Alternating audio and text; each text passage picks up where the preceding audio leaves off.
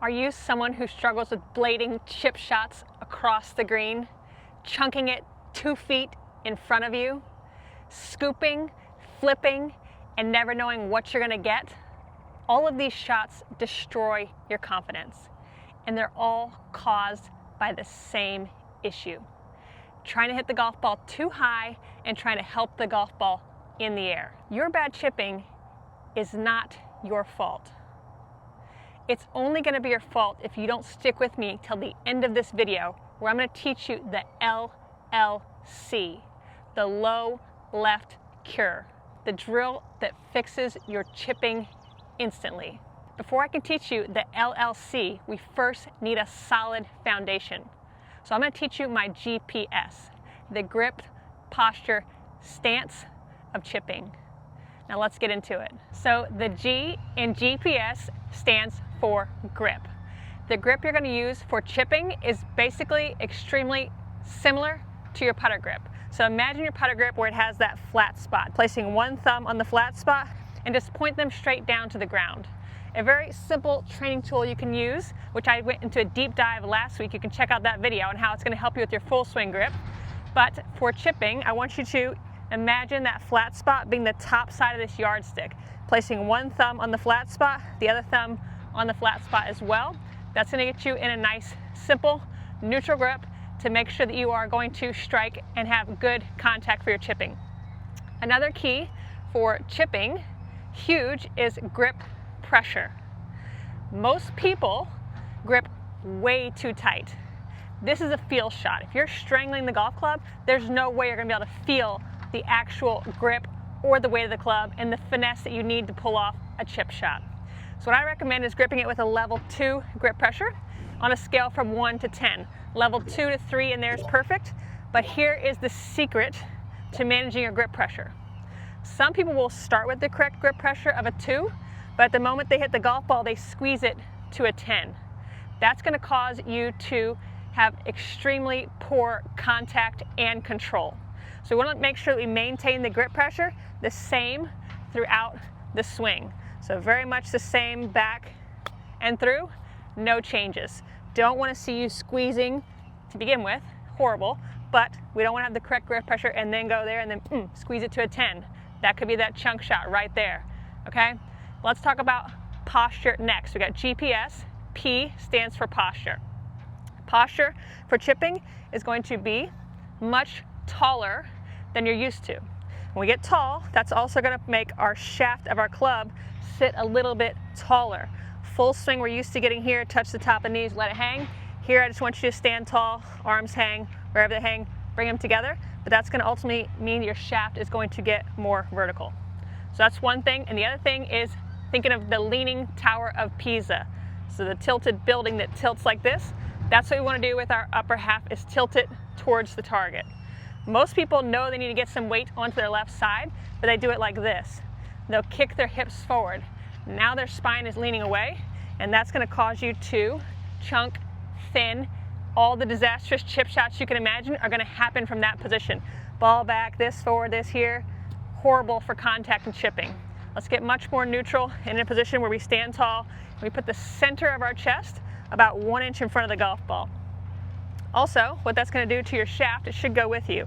When you stand tall and you lean towards it, the shaft just goes with your body. All right, that covers posture. GPS. S is going to stand for stance. All we're going to do is put our feet a club head width apart, and for your standard chip shot, your normal flighted, medium flighted chip shot, we're going to have the ball in the middle of our stance. If we want to hit the ball higher, we can move it up. If we need to hit the ball lower, we can move it back.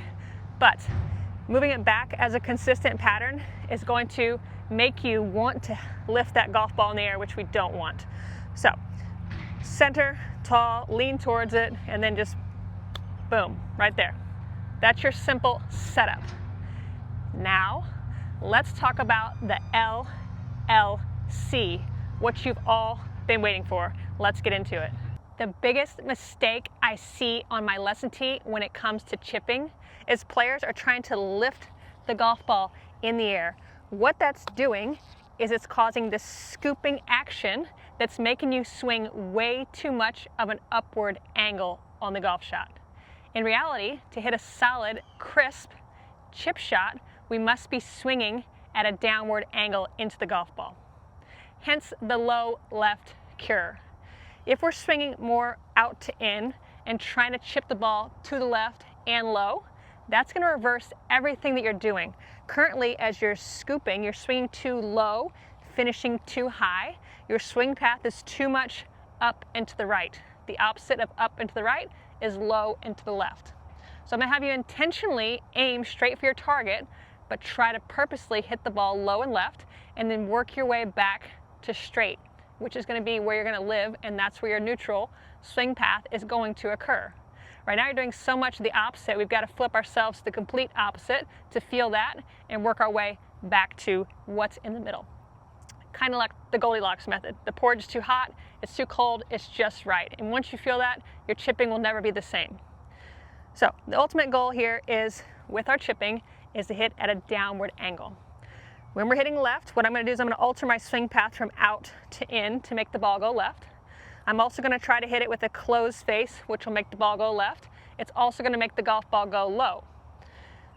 A benefit to hitting the ball low, and the danger of you trying to hit the golf ball high, if you're trying to hit the golf ball high, what's happening is you're clipping the golf ball on this bottom sharp edge, and that's giving you that horrible, dreaded shot that goes screaming across the green.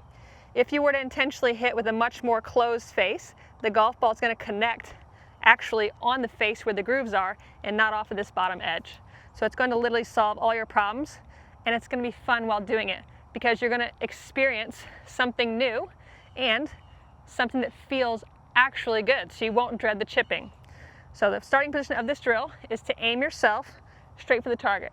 I've got the noodle out there, so that's going to be my target. I'm aiming there, but I'm going to intend to hit the golf ball low and left. So I'm trying to hit it as low as I can hit it and hit it off to the left. You're going to notice my swing path changing and my club face coming in at a different angle. We start off hitting it as low and left as we can, and then we start working our way back to neutral. So now I'm going to hit it just slightly low and left.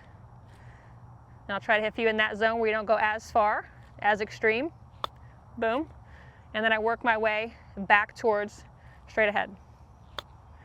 Boom. There you go. Hit the noodle straight ahead. All right.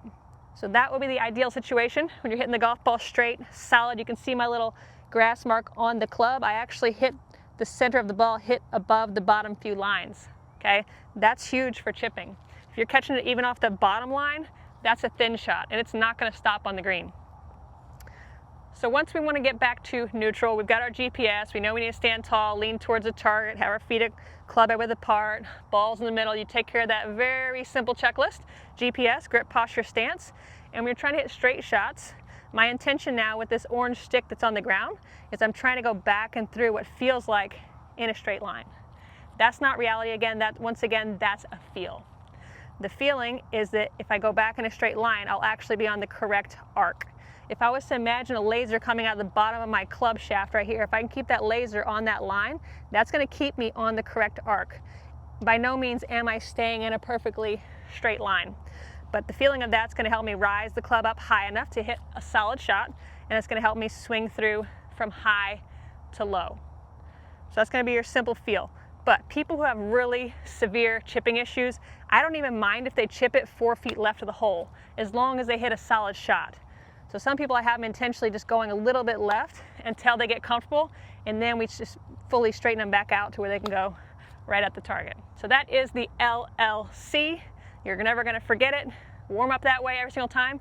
Chip left until you chip straight, and that's where you want to live. Now the next little piece of the puzzle we're going to talk about is going to be our mindset and where our mind is at before we hit the golf shot.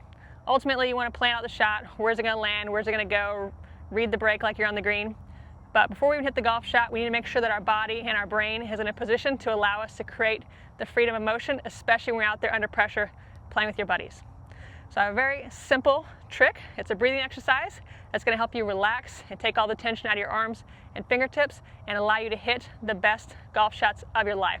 This not only applies to your chipping, use it throughout your game, even in your daily routine. If you feel a little stress in your life, go ahead and give yourself a moment to breathe, reset, and refresh. The breathing exercise is simple. You're going to breathe in through your nose for 5 and out through your mouth for a 10 count. The simple secret to breathing out is you're going to breathe out of your mouth like you're breathing out of a tiny little straw. The slow exhale is when you get the most benefit and feel the tension leaving your body. If you'd like to know more breathing exercises just like this and techniques to help you relax and get in the right mindset, you can join my training app by clicking the link on my website. And the beauty of this app is it not only works on your mindset, but your technique all at the same time.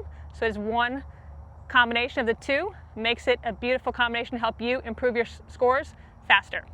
So breathing exercise looks like this. You're going to breathe in through your nose for 5.